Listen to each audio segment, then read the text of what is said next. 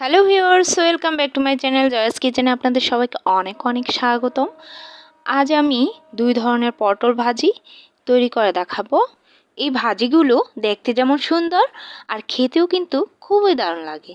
তো না করলে কিন্তু বুঝতে পারবেন না। তো পুরো ভিডিওটি দেখলে অবশ্যই আপনারা খুব সহজেই এই ভাজিগুলো অল্প সময়েই তৈরি করে নেওয়া যাবে। তো চলুন দেখে নিই। এখানে আমি 10টার মতো পটল নিয়েছি। একদম ফ্রেশ পটলগুলো আজকেই আনা হয়েছে। আর এগুলো আমি অর্ধেকটা খোসা ছাড়িয়ে নেব। উপরের যেই পাতলা কাভারটা আছে ওইটা কিন্তু এভাবে ছুরির সাহায্যে খুব ভালো করে তুলে নিচ্ছি। আর বাকি যেই পটলগুলো আছে সেগুলো আমি পুরো খোসা ছাড়িয়ে নেব। তো এভাবে অর্ধেকটা পটল আমি এভাবে উপরের যে পাতলা আবরণটা আছে সেটা তুলে নিলাম। আর ভালো করে ধুয়ে নিতে হবে। আর বাকি যে পটলগুলো আছে সেগুলো আমি দেখুন উপরের যেই খোসাটা আছে সেটা দুই পাশের এই অংশটা কেটে বাদ দিয়ে তারপর আমি পুরো খোসাটা ছাড়িয়ে নিচ্ছি। এভাবে অর্ধেকটা পটলে পুরো খোসা ছাড়িয়ে নেব। আর বাকি পটলগুলো আমি উপরের কাভারটা একটু হালকা করে ছেঁচে নিয়েছি। তো এবার এগুলোকে আমি খুব ভালো করে ধুয়ে নিয়েছি। তো ধুয়ে নেওয়ার পর এবার আমি প্রথমে যে খোসাটা ছাড়িয়ে রেখেছিলাম সেটা আমি কেটে নেব ভাজার জন্য। দেখুন ডিজাইনটা একটু খেয়াল করলেই বুঝতে পারবেন। প্রথমে এক পাশ থেকে এভাবে কোনাকুনি করে একটু তেড়া করে কিন্তু কাটাটা দিতে হবে। মাঝ বরাবর এনে থামিয়ে দিতে হবে। তো এক পাশ দিয়ে এভাবে একটু তেড়া করে আমি কেটে নিচ্ছি।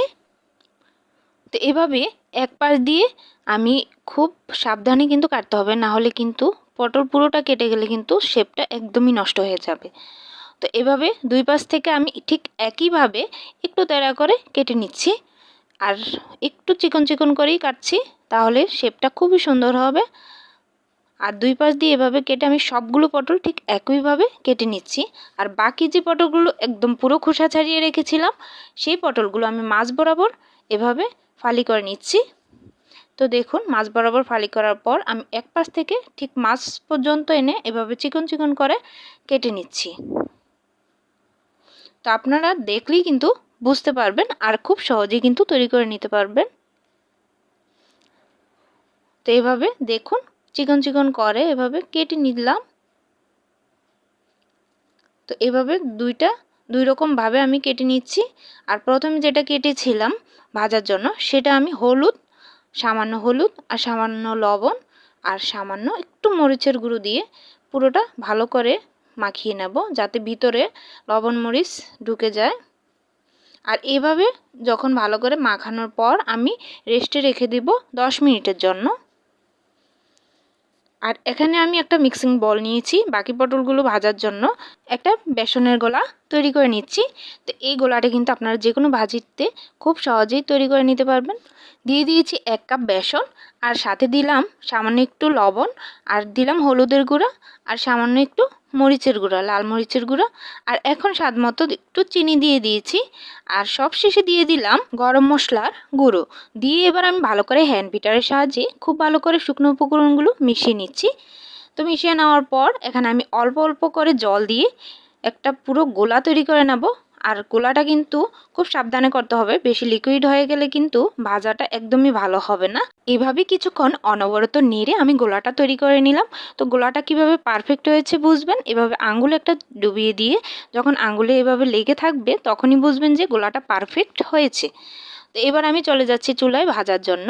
প্রথমে আমি যে পটলগুলো ডিজাইন করে কেটে রেখেছিলাম সেগুলো আমি দিয়ে দিচ্ছি। আর পটলের যেই দুই পাশটা কাটা ছিল তার মাঝ বরাবর কিন্তু আমি পটলটা বসিয়ে দেবো, তাহলে কিন্তু ডিজাইনটা খুব ভালো করে বোঝা যাবে। তো মাঝের যে অংশটা কাটা ছাড়া সেই অংশটা দিয়ে আমি বসিয়ে দিচ্ছি। তো এভাবে এক পিঠ লাল হলে অপর পিঠ আমি এভাবে উল্টে পাল্টে তারপর ভেজে নিচ্ছি। তো আগুনের আঁচটা কিন্তু মিডিয়াম থেকে একটু লোয়ে থাকবে, না হলে কিন্তু পটলগুলো ভিতরে কাঁচাও থেকে যাবে আর বেশি উপরে লাল হয়ে যাবে। তো এভাবে উল্টে পাল্টে একটু হালকা লাল করে ভেজে নিচ্ছি। আর একটু চাপ দিয়ে কিন্তু ভেজে নিতে হবে, না হলে কিন্তু ডিজাইনটা ভালো বোঝা যাবে না। একটু চাপ দিলে কিন্তু ডিজাইনটা ফুটে উঠবে। তো তো দেখুন এভাবে আমি প্রথমের যে পটলগুলো সেগুলো ভেজে তুলে নিলাম, আর এবার বেসনের গুলার মধ্যে পরের পটলগুলো দিয়ে আমি ভেজে নিচ্ছি। তো এভাবে আমি প্রত্যেকটা পটল আবার দিয়ে দিচ্ছি। বেসনে খুব ভালো করে ডুবিয়ে নিয়ে তারপর এপাশ ওপাশ করে আমি ভেজে নিচ্ছি হালকা আছে। তো এভাবে আপনারা কিন্তু খুব সহজেই কিন্তু বাসায় এরকম ডিজাইনের পটল ভাজি করে মেহমান এলে খুব সহজেই পরিবেশন করতে পারবেন, আর তারা কিন্তু খেয়ে অবশ্যই খুশি হবে।